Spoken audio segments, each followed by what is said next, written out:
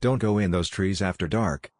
It was one of those things you grew up hearing from everyone when you were a kid, at least in this town. Stuff you slowly figured out wasn't actually real but was just there to protect you or keep you in line when you were too young and defenseless. You know, don't swim too soon after eating or you'll drown, your dog's at a farm somewhere having a happy life, that sort of thing. And as we grew up, all those little white lies started to unravel. Kids figured out about Santa at the appropriate age, stopped thinking gum would stay in their stomach for 7 years, grew past all those naiveties. All of them except the woods. There's something wrong with those woods.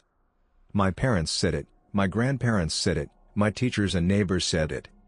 Don't go in after dark, and that was that. There was no further explanation, and any questions just got you yelled at. And that was the thing, you wouldn't get scolded for asking about any of the other lies adults told you. You'd maybe get a look of sympathy or something along those lines. But with this, you could tell there was genuine fear behind the yelling. And it's not like there was any evidence that anyone was making any of this up. No one went in those woods after dark, and those that did either came back broken or not at all. John Pfeiffer, the guy that used to own the town's liquor store, was one of them. He'd gone deer hunting one early November morning. I suppose he must have followed a pack of them too far or something. I wouldn't know, I don't hunt. He had lost track of time and wasn't able to make it back before the sunset. His wife spent the entire night at the edge of the trees screaming his name. The sheriff had to tie her to a tree right outside my bedroom window to keep her from running in there after him. And so she stayed there, arms hanging from a branch until sunrise. My parents sat on the back porch watching the whole time to make sure she didn't go anywhere. I stayed in my room the whole time, like I was told, but that didn't stop her sobs from coming through the window. I can still hear them, and I can still see her fallen moonlit silhouette. She was already mourning at that point. They found John the next day, but he wasn't the same. Just muttering some incoherent sounds and shaking. I never really got to see him, I was too young, but that's what people said he sounded and looked like. That's what everyone looked like if they came back. And once they did, there was nothing to do. They wouldn't eat, wouldn't drink water, wouldn't talk, wouldn't move. Like the last of their energy was spent stumbling out of the woods, and that was that.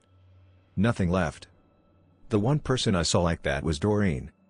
She and her twin sister Becca decided the whole thing was bullshit back when we were high school sophomores. They went in at night despite all our warnings. Despite everyone's warnings. I don't know if that makes Doreen brave or stupid. I don't know if it even matters.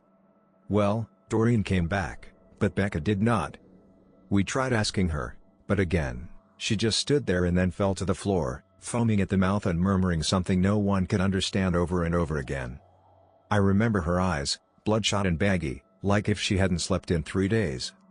Wide and darting all over the place. The only real amount of movement she made after coming back. And Becca, well, Becca was never really found. I guess that's why I'm writing this now. Because I know that I'm either going to be a Becca or a Doreen in a couple of hours, and I suppose I just hope someone will find my body with this note. So I don't give the old parents an awful scare when they see me wide and bloody-eyed. So yeah, take this whole thing as an apology. Because for what it's worth, I really am sorry. Maybe this is dramatic, I don't know. Let me clarify, because I don't think all the weed was morally wrong. But I know Mom and Dad will be disappointed to find out what I was actually doing, and I wish it wasn't something that had hurt them. I guess Fred and I panicked when the cops showed up at our front door. Jumped out the back window and ran straight into the woods. We weren't high or anything, just not thinking straight. Not realizing we were making a pretty solid mistake coming in here. I'll admit it took a bit for us to figure out what we'd done. Not the law breaking, the running in the woods. By the time we realized where we had actually run to.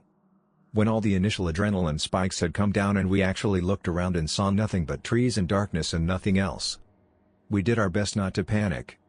I mean, we both heard all the stories and knew what had happened to every single person that had done what we'd done. So I guess this is my way of giving back somehow. Like maybe if I can just record whatever it is that goes on here, it'll help someone figure out something. So here goes. Because I really don't think I have much time, and I just wasted a lot of it with all this explaining. Fred froze when he realized where he was. Like panic froze. Started shaking and being all quiet. I didn't know what to do. I tried shaking him and moving him and yelling at him, but nothing worked. I even slapped him a few times. He was just terrified. So I eventually just told him to stay put and that I'd try to retrace our steps a bit to see if we could actually get out of here. There was this little path sort of thing that seemed to go back towards the town, or at least the direction I thought the town was in. So I followed that for a bit, and I left Fred by a big 7-foot tall egg-looking boulder. I must have walked for about 10 minutes, rounding the side of a steep-ass hill. I could hear a river off to my left. The moon was out, so I could kind of see in the dark. And there were crickets that somehow made me feel a bit better about the situation. Then the path just went up towards the top of the hill, and I followed it. And I got to the top, and then I realized something almost immediately once I got there. It was like going from one room to another. There was a different energy or something. The air before had been cold and crisp, but suddenly I was hit with a wave of heat and humidity. Uncomfortable and very much in your face. And everything felt so much heavier for some reason. And then I realized the crickets were completely gone, and I couldn't hear the river anymore. Total silence. I know people say deafening silence and all that cliché stuff, but that really was what it was. You could feel that ringing in your ears that sometimes happens when things are really, really quiet. So of course, I started sweating immediately. And I could feel all of me just start to shake, like something was wrong. The back of my neck had this weird pressure behind me. Like that sensation you get when you're going up the stairs in the dark.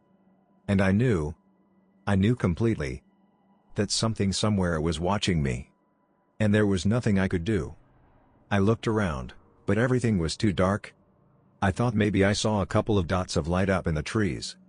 A pair of eyes or something. I didn't stick around to figure it out. Just turned around and ran back towards Fred as fast as I fucking could. Fred wasn't where I left him. Like he'd just disappeared. So I started yelling out for him. Just screaming his name at the top of my lungs. I figured it didn't matter if whatever was out there heard me. It was probably watching me anyway. And now I'm just sitting here behind a tree, writing this thing. And I can still hear it out there, calling my name. Calling my name every few seconds or so.